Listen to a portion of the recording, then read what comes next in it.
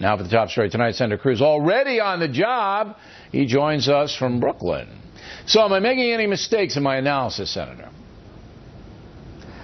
Well, Bill, I think people across New York and across the country knew exactly what New York values means, and those are the values of liberal Democratic politicians who have been hammering this state. I've been campaigning across New York, and people are stopping me literally every day and say, I know exactly what you meant, and I'm fed up with what these liberal Democrats are doing to us, the people of New York. They're the ones suffering for it.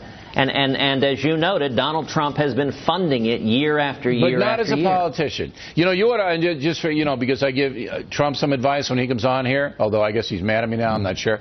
But I'll give you a little advice. You know what you should do? Hold a press conference in Penn Station. Hold a press conference in Penn Station. Take a look at what's happened to that place under the uber-liberal Mayor de Blasio. But the perception of New Yorkers, and almost 10,000 people showed up to hear Trump speak at Bethpage on Long Island. Perception is you're a Texas guy, a Bible Belt guy. You don't understand us up here. That's what is going around.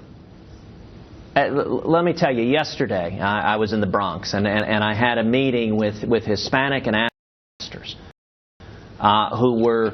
It was a tremendous gathering, and it was interesting. It was hosted by a Democratic state senator named Ruben Diaz, who's an elected Democrat representing the Bronx in the New York State Senate. And he brought up New York values. He said, you know what, I know exactly what you meant by that. And he brought up that Andrew Cuomo, the governor, said if you're pro-life, if you support traditional marriage, if you believe in the Second Amendment, there is no place for you in New York State. And Senator Diaz, a Democrat, he said, I'm a Democrat, but my Democratic governor said there's no place for me as a pastor. But, Senator, that's the sort of liberal intolerance. Right, but Trump doesn't subscribe to any of that. Look, you're to the right. Of course he does. He funded it. No, but he funded it as a businessman. If you write checks.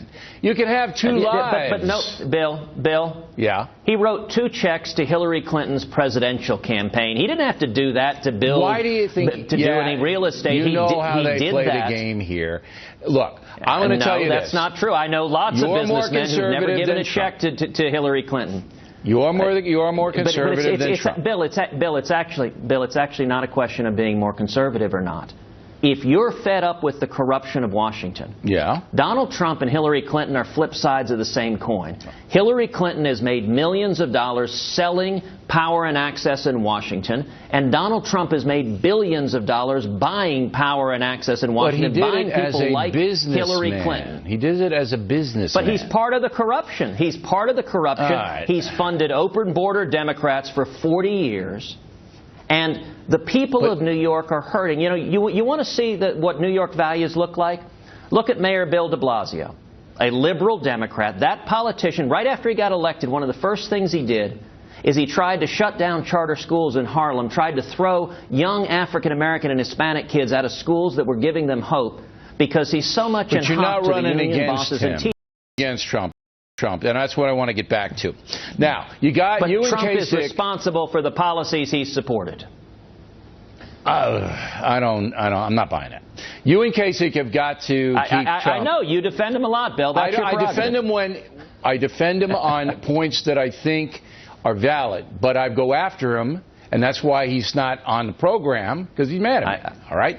But he's terrified to debate. As you know, I invited him to debate on your show, and he's terrified to debate because he doesn't have any real solutions. All right, He doesn't have any real answers. You and Kasich have got to keep him under 50%. Okay? If you do, then you both pick up some delegates. If you don't, he gets the whole deal. So he's going to go, and he's going to go out. He's going to do what he's doing, Lion Ted. I don't know what he calls Kasich this week, but he'll figure out a name. And I'm just wondering what your positive message is to New Yorkers. I mean, what are you selling us? What are you selling us? So we just did a rally in Schenectady that had thousands of people standing in line.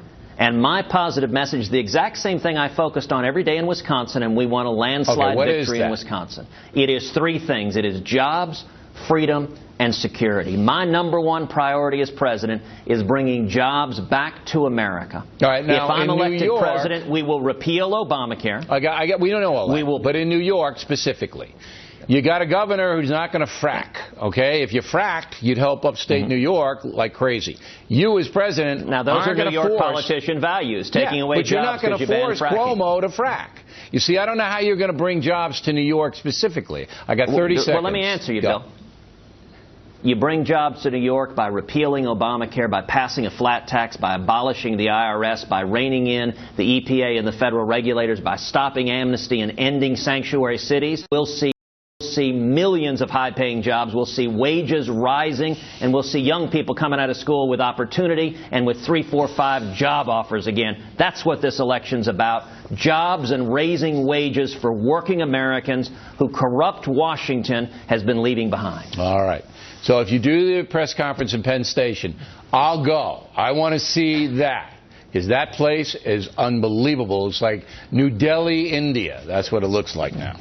All right, Senator, we always appreciate you coming on. I'll continue to try to convince Donald Trump to debate you here in the Factor. That'll be big if that ever happens. Thank you.